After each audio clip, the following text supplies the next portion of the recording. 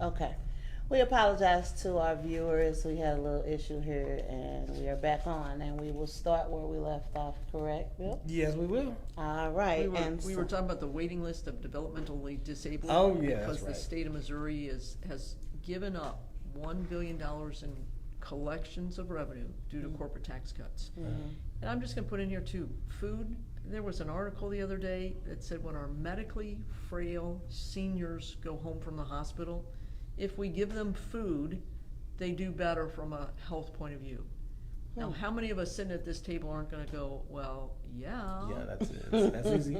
Food helps people stay healthy. Right. But today right. in 2019, we still have people that don't have adequate food, which is just tragic these days. It is. So, It's hard. It is. In a country that we throw away oh food. my goodness, it's Yes. just We throw enough of food all of away that to is feed sad. countries. We My do. son in We do. Mizzou did a report on food waste, and after he did that report, and some of the things that I just listened to him say, Yeah. and I was just amazed by. My other son started working at a fast food restaurant, and it was kind of like as a family, we're It's like, the you same know, time. y'all Yeah. saving, y'all wasted all this Yeah, food, y'all right. could do this or that. So, Right. so okay, Deb, I'm gonna be All the right. one to kind of Get us say. back on track. You're to some people you're untouchable. You do the things where I'm from, my area, where nobody else can do. I will say, and I know that I have facts on this. I know you can raise over $100,000. I know that. I've been very fortunate. I've been very good at being able to raise money. And that's a great thing because the number one problem, maybe like the 75th or the 76th or areas like that, is fundraising. Now, what I've learned, and I've just learned, you know, from you, and not just you, other people, just you, Tracy McCurry, a couple of names, but one is involved in your contacts. It's involved in how much you stay on the phones. And I just want you to just elaborate on that. If you could kind of do a quick training on people that need to raise enough money. I know I don't raise enough money to do a mailer. I was blessed the last time I ran that the Women's Political Caucus did a mailer for me. But even with that being said, they didn't mail to my whole district. They kind of mailed to who would be on their list, and then that kind of, you know, it was a help. But Right. I want people that's running to know, well, this is how you at least get off the ground with fundraising. So, Well, it comes back to the persistence and doing the work. So my first race that I ever ran, and this is without any experience and without ever being really involved in politics at all, I raised close to $80,000 because I did what the training says. You write down the name of everybody you know and everybody they know, and you think of all of the organizations that you belong to, whether it's your church, your community center, your the community clubs, any and every organization. If you belong to something from school, PTA, if you have a soccer team that you play with, a baseball team that you play with, anybody that you know gets written down. And then you need to harvest their phone numbers. You need to maybe today's age get email, find them if they're on social media, and then truly you need to sit down and you need to pick up the phone and you need to call them. now I have And- to touch on this because I Yeah. don't know if you remember, but she's kind of been an ongoing mentor for me. But do you remember the conversation that we had about Teona? You don't text someone and ask them for $5,000. Do you want to elaborate on the way you're Right. supposed? Because Well, sometimes you can think, yeah. oh, I don't want to bother them. If Yeah. they want to do it, I'll throw this out there and Yeah. they'll send. Yeah. Do you want to elaborate Well, on? you need to call people. You know, Got it. how many times have you all got an email that says, gee, by the way, would you send me $50? Okay. And you might even think it's a good cause and you're happy to know somebody's raising, but then I got busy and I walked out the door.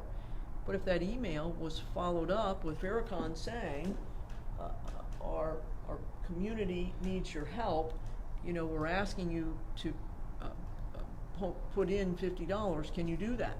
Okay. But then you wait and see what they say. And you truly have to have it be, Bill, can I see the wine opener? Sure. Thank you. Look at how easily he passed me the wine opener. Right there on the spot. Because she asked Because me I to. asked for it. Okay? I'm not kidding you. I was wondering. That I wasn't gonna dispute. I was like, well, okay. Right. But See a magic you have trick. to ask. But the other thing But you is- don't ask through a text, which I'll never do that again. Well, right. But you also have to be okay they say no. yeah. You have to be okay that they say Yeah. no. And that's Now- hard. That's kind of why I sent the text. It's kind of Yeah, like, well, it's if you want to easier. do it, you'll do Right, it, you right. know. And if you don't, but you know, But you I've have never to done be it okay again. that somebody asks for, says no. And then the other is, you have to stop talking after you've made the ask.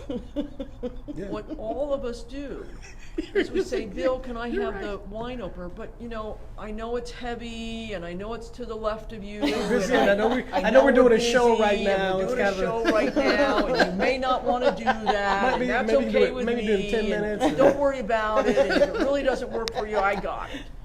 We Just do that. ask. I was about to ask why, but then I was like, Yeah. Yeah. why ask why? But it's, Yeah. may I have Yes, $100? And then don't say, I know times are tough. I know your kids are graduating. I know you put on new tires. I know you need new shoes. I know you've got Farrakhan that you probably just donated to last week. Stop talking. Mm-hmm. May I please have $100 for my campaign so I can run against Andrew Koenig, who I think doesn't serve the community that he lives in now. So I'm going to put all of the effort in. You know, I have great friends, and I say, look, I know I've asked you for some money before. May I have $100? They said, Deb, thank goodness you're running. Yeah. I'm not going to. Thank Yeah. goodness you're going to. The least I can do is give you a donation. And here's two. Here's But 200. see, where you're from, they're gonna say here's 200, but where I'm But from, they're that's- gonna say, well, I got 25. All right, but here's the other I'm going to say to that. My race is going to cost me more than your race is going to cost you. Okay. And I'm going to say Gotcha. proportionately, Probably I about think the you're same. going to get about the same I'm going to. Yeah, I guess it's. But you still have to do the work. Gotcha. And what is so common, and this is interesting, Nicole Galloway was with the Women's Political Caucus last week. Right. And we had a panel discussion, and of course fundraising comes up, and Nicole says, look guys, I love it. I don't hate doing fundraising. She said she loves it. Because every other politician you ever meet says, oh, I hate that part of the job. Yeah, they do. If you hate that part of the job, guess how much time you're going to be doing it? Not much. I'm spending 8 hours a week right now doing call time. I'm managing the calls. We keep track of who said they're going to donate some money, so we follow up with it. We make sure that it's coming in. And I will increase the amount of time that I spend calling for money As you get closer as to I the get election. closer, and as we need, more. We do feel it's going to be a pretty big price tag on this race. I agree. I was Democrats gonna want say. to take it. Republicans don't want to let us have it. Right. It's going to be a hot district to run a race in this year, next I year. was gonna say I predicted that you're gonna need a lot of money. I know some people say you may need $1 million. Do you think that how do you feel about that? How do you feel There about are it? people that say we're going to need $1 million. I got to tell you, it scares me that I have to raise $1 million. The same it would scare you to have to raise $100,000. Gotcha. Right? Gotcha. So that's where I think proportionality, and I know that's what there is to do. Yes, I'm concerned, can I do that? I've never raised that much money. But the goal, if that's the goal, that's what I'm gonna work towards. And we're gonna uncover stones and look through. Look up under behind- rocks. Look under rocks and behind bushes and we'll do what we need to do. Okay. Well, obviously the 15th Senate District is very different than, say, for instance, the 14th Senate District. Both are in St. Louis County. You have different constituencies and different constituent needs. But obviously we're all part of the same region. What can you do to work with, folks like Senator Brian Williams, like Senator Carla May, or even folks like Farrakhan here, who you've been so Once gracious he's to in the join. Senate. I mean, once he's in the state rep. Well, Wherever, you're going in the Wherever he is, he's going to be helping the community. So you can help him wherever he's going to be. Get it. You go What can for you it. do so we can find greater equity? What can you do from your role representing your district that's going Over to help the where we are. entire region and help areas outside of your district within this same community? I think there is a lot in common. I think what we've already talked about today is housing. There are housing needs in all communities. There's a woman who's working on a second career down in my area, is going to beauty school, came up from Steelville. and works at some jobs. You know, she goes to school during the day, she's working jobs at night. She got horribly sick. She wasn't able to work for a couple of weeks, and she can't pay her rent. And her likelihood of being able to finish school is if she finds some generosity of somebody letting her sleep on her couch, because she can't afford the rent. So rents have gone up. We're not producing low-income housing.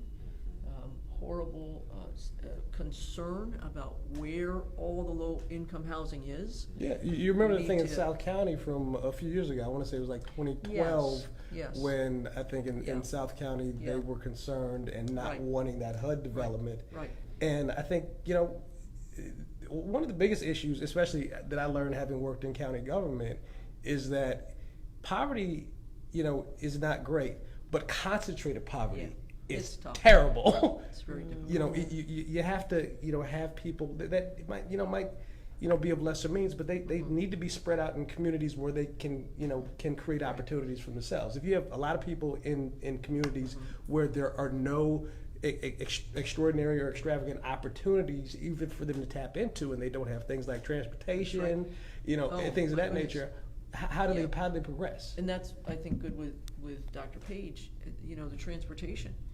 You can't get from Bridgeton to Kirkwood for a part-time job or even a full-time job on public transportation without it taking you 2 hours. Oh yeah, if you got to be there at 8 o'clock, Right. you have to get up at 4 in the morning. Right. Who's gonna work a $10 an hour job when you truly are talking about 2 hours of transportation from one place to your job and back? So, I I've think, heard more, but yeah. well, and I agree with you.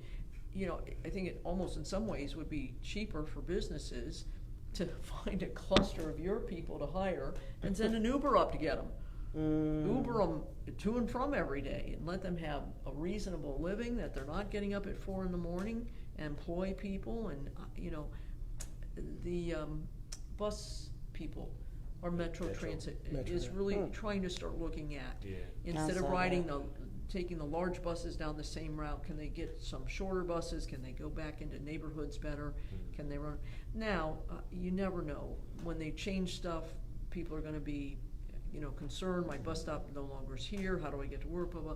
But those are some of the issues. Now, at a state level, we don't deal with Metro buses. We don't deal with individual communities and housing and the, I'm gonna call them mixed units, and intermixing where units are. But we're not funding low-income tax credits for the last 2 years because of Eric Greitens, and now Mike Parsons has continued not funding that, and that's a travesty for our state. It's a horrible thing. That's 2 years. And so to be able to talk to my colleagues, because so many of my colleagues say, well, the state put up $1 of tax dollars, we wanna see $1.50 in return of our money. Well, no. If you've got somebody in good housing, what's the value of that to their health care? What is the value of that to maybe their jobs that they can get to and from? Their health care improves. As soon as we put somebody in a house, we know their health care improves. Right. So those are certainly some of the issues. Affordable and accessible health care. I talk about for $1 that we fed frail, elderly people after they'd been discharged from a hospital, we saved $1.50 in health care cost. Feeding children.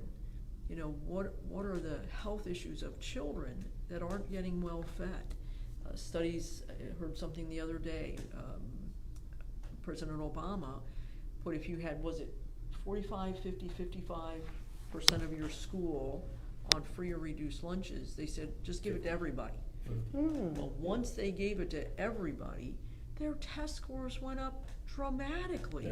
Because guess what? We fed kids breakfast. We know food, healthy breakfast. We know food helps. Yes. And so those are some of the things that we can certainly do. These traffic stops that the Attorney General's office has reported to us since 2000. The racism in our traffic stops has gone up this year. We're now at 91% more likelihood, if you're black, to be stopped than I am. And somebody wrote a letter to the Post that said, yeah, well, they must be doing something wrong. You can't tell who's driving. We know they're doing something wrong. That's why they get pulled over to begin with. No, not yeah, when it's a that's- 91% Listen, higher probability. I'll say this for myself. I would probably imagine Farrakhan could testify to the same thing. I have been stopped, and I have been approached, even parked in a legal parking spot for no reason. Yeah, And you can't tell. I know why yeah. I know why I was approached. Yeah. I know because if I was an old gray-haired white guy, they would have drove right past me. Right. I was doing some work on understanding racism and dismantling it and learning as a white person. I realized in just a moment, I had a 17, 18-year-old kid at that time, and he'd gotten pulled over from the cops. And the first thing I said to him is, "What did you do?" And I got to meet with women, black women, and who had the conversation with their black sons. And when their black sons are pulled over by the cop, the first thing the woman says is, "Are you okay?" And in that moment, I realized we had grown up in very different worlds. And that if you can't get that in that moment, that we come from different worlds and it's not right. The challenge is for us, as in white people, to figure out what we need to do. I don't follow the president on Twitter. I understand he tweeted this morning incredibly continued hateful rhetoric about race. And it's just, I am worried that we're going to have more violence than we ever have before. The simple incident of somebody going to that pizza place in Washington, D.C. because they thought Hillary Clinton was running sex slaves out of it, out of the basement. Absurd. When you spew the hatred long enough, people act on it. And I'm just, not just the 4 women of color of the disparaging remarks that he's made, but apparently what he put out today about Baltimore and Congressman Elijah Cummings, who's been in Congress for many years. 40 years, 50 years, and very racist, disparaging remarks about his community. So we need to address those issues in Missouri, and one of the places in these traffic stops. Well, this has been great. I want to just say personally, thank you so much for coming on our show, Deb. You will open us up to a whole different perspective of people to watch. We're looking to move forward with this show and kind of get different perspectives, because this is the only way we're going to get people to the polls to care about voting when they know someone that they look at like, oh, she wouldn't come and be on an urban show or something like. You don't know how much this means to me. You don't know how much it means to me that you got me well when I went through a sprained ankle. And I just want to say thank you. I don't think I could say thank you enough. And you wear that with pride. And I'm going to, voting is important. And yet I also understand from one of my very first elections, I was in an African American community, and I was like, hey, I'm the Democrat, you're going to vote for me, right? And again, this fast, he said, what difference does it make?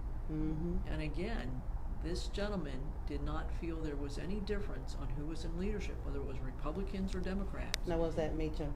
Yes, but his life hadn't changed. And once again, I got in just that moment that we're not treating all communities the way we should, and that there are still substantial inequities in this nation. We see that with the Michael Brown incident. I think that ripped a Band-Aid off that many of us didn't realize the depth of the wound that was still there. And so, Well, and then I'm gonna one more. This Saturday, I know, is the 400th anniversary, a very sad anniversary of the first ship that was brought here from Africa that enslaved the first African American. I didn't know that. I'm so glad you said that, because they actually had their meeting today, the St. Louis chapter, and I think you work very closely with Jeff and Pamela Blair from IC Media. So that's great. Yes. That is great. And I'm sorry, had I thought of that earlier, I would have had that shirt on, but I also I tried had to it do on the yesterday. lavender thing. Well, we're going to try to wrap it up here, because we really appreciate both of you guys coming on today. I do want to let people know August 6th, Rita Days. She's the one. Go out and vote. You have to go out and vote. If you don't go out to vote, she's worried. She's worried that, I know there's some people, she's got it in the bag. She does not feel like she has it in the bag. She's worried. She feels like because she's the only thing on the ballot that there are some concerns. Low turnout. So we like to just say, ending our show, we like for everyone to get out. On Make it a August. habit. Vote. Vote every time for Vote every everything. time. I think. And we want to I think say it need to be a- good luck. Thank you. Thank you. It's Good luck going to to be all of nice. us. It's going to be nice. Thank you. Good luck. All right. We want to thank our viewers for tuning in. We're going to continue to whine about the region because we care. If you have any ideas on topics or people to interview for the show or interested in advertising or sponsoring, giving us a sponsorship, message us or email us or contact us at btwinery.com. All right, and remember, we are the only solution to improve our community. Until next time. See you in 2 weeks.